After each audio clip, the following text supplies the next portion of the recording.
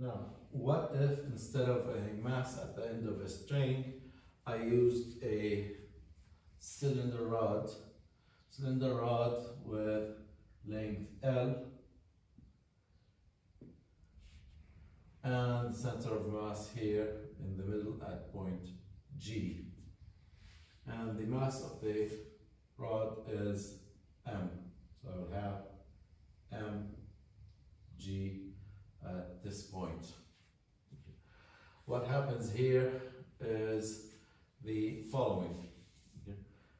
First, I'm going to jump directly to the Lagrangian approach because the Newtonian approach here becomes a bit complex when rigid bodies are involved. So the easiest way is to go for the energy, the Lagrangian approach.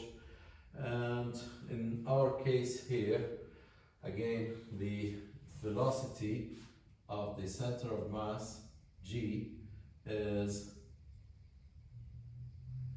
r omega, or in this case, the radius of rotation here is L over 2, and omega is theta dot, so V of the center of mass is L over 2 theta dot. The height of the center of mass, if we take a reference here, then the height here becomes L over 2 cosine theta, L over 2 cosine theta. So now the kinetic energy T is 1 over 2. Now it's a rigid body. The rigid body has two components for its kinetic energy: the linear kinetic energy, mv squared, and the rotational kinetic energy. And we're talking about the center of mass, mvg squared, plus the rotational is 1/2 j, the mass moment of inertia, and the rotational speed is theta dot all squared. The moment of inertia at the center of mass for a rod is J equals 1 over 12 mL squared. So T becomes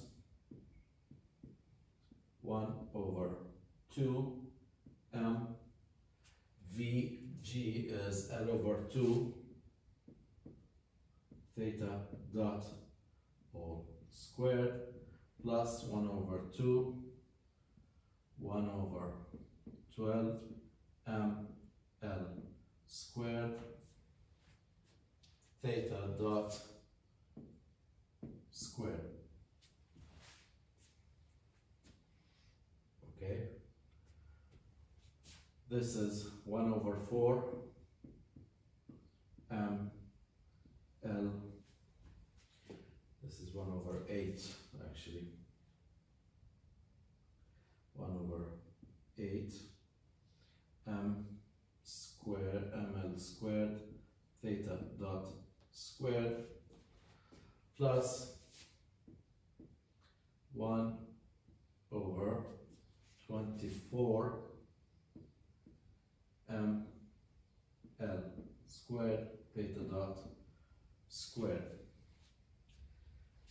which is 1 over 6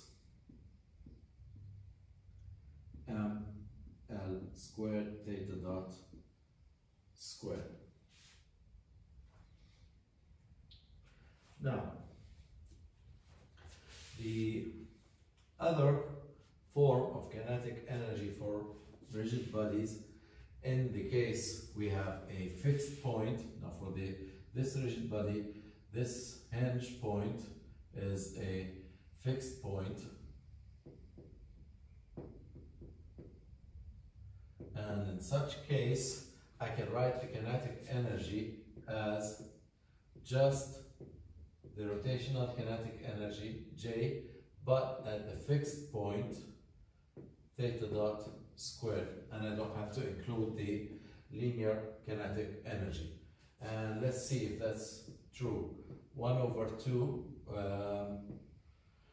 the mass moment of inertia of a rod at the fixed point is J fixed point is 1 over 3 ml squared. You can find these values in any mass moment of inertia tables. So that becomes 1 over 3 ml squared theta dot squared, which ends up to be 1 over 6 ml squared theta dot squared. The same result we got here. This is a faster way of determining the kinetic energy, except that the condition is that you should have a fixed point. Now, going for the potential energy, V is mg, and the height of the center of mass measured from the reference is negative L over 2 cosine of theta. So, now the Lagrangian is 1 over 6 ml squared theta dot squared minus becomes plus mgl over 2 cosine theta, and d by dt partial L partial theta dot is 1 over 3 ml squared theta double dot, and the partial of the Lagrangian partial theta is negative mgl over 2 sine of theta. So if we substitute into Lagrange's equation, I will have this term minus this term, which is 1 over 3 ml squared theta double dot plus mgl divided by 2 sine theta equals 0. And here again I can linearize sine theta to become theta, and I can divide by m, okay, multiply by 3 and divide by L squared, so I will have theta double dot plus 3 over 2 G over L theta equals 0, and this is the linear